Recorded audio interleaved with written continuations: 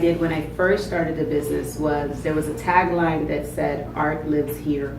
And when I talk to people about art, I would always say, you know, everything about you is art. The way you choose to wear your hair, that's uniquely you. So everything from what you choose to have on your walls to what your attire, the fact that even though I didn't make any of this, the way I put it together, my boots, because a lot of people have this misconception that either we culturally are not into art, but all of that originated in Africa. So St. Petersburg is known as a city for the arts, but what I noticed was there was a huge void between what's happening downtown, Central Avenue, to what's happening south of Fifth Avenue. At least 2 years ago when I opened the gallery there was a huge void for especially African American artists to have a place to show their work. People always say, well, where do you find all these artists? And I'm like, they find me because there's a need, there's a void, and so this is the location that people tend to come to get that. Everyone said when I first opened, like, why would you open there so far away from everything? You should be on Central Avenue. And I liken it to good food. If there's good food, you'll go almost anywhere. So that's how I see the gallery as, feeding the soul, feeding the intellectual artist's mind, and nurturing what we need to be nurtured within our spirits.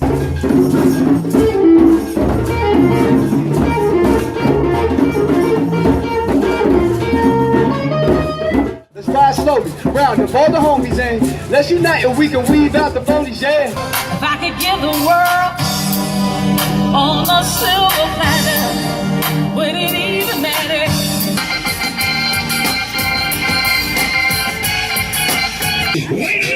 Wobble baby, wobble baby, wobble baby, wobble, yeah. Wobble baby, wobble baby, wobble baby.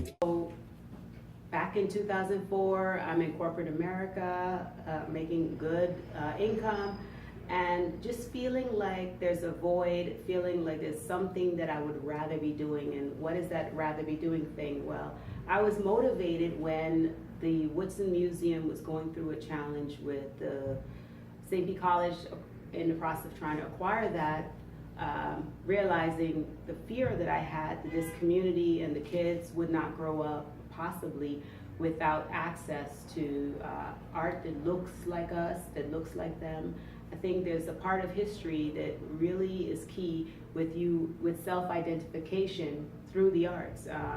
The narrative that different artists tells comes from their background. So it's important that the youth in this community see art that's reflective of things they can relate to. So every second Saturday in St. Petersburg, there's something called the Art Walk. And that's meant to be an evening that's family friendly, that's friend friendly. So it's a great night of openings throughout the city from 5 p.m. to 9 p.m. But what we found is that even though the trolley goes throughout the city and makes different stops, it tends to do a U-turn when it gets to our area here. And a lot of that has to do with who's the guide on the trolley. Have they experienced what Gallerie 909 or what the Dr. Carter G. Woodson African American History Museum has to offer? We do a new opening with an artist talk. I haven't found that a lot of people get off the trolley, but when they do get off, you hear all the time they're glad they did and they're happy to have discovered this space. Recently, we've even started carrying Afrocentric clothing. Who knew that it would be so popular? In the gallery, people are always asking, what do you make? What do you make? And so finally now I could say, well, I actually make these beautiful clutches.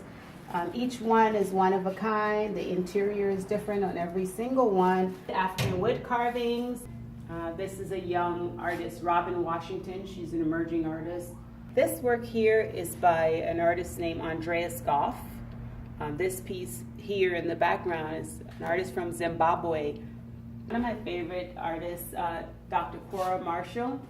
Other than just having incredible art and now incredible Afrocentric clothing, we also have phenomenal programming. We have Drum Circle, we have Caribbean Network Mixer, we have the avant-garde jazz. We also rent the space for people who want to do book signings. The young lady's doing her birthday here because she wants to do a painting concept with her friends. So if you haven't been to Gallerie 909, which is here on historic 22nd Street, you should come down. 909 22nd Street South. Website is gallerie909.com. That's GALLERIE 909, the number 909.com.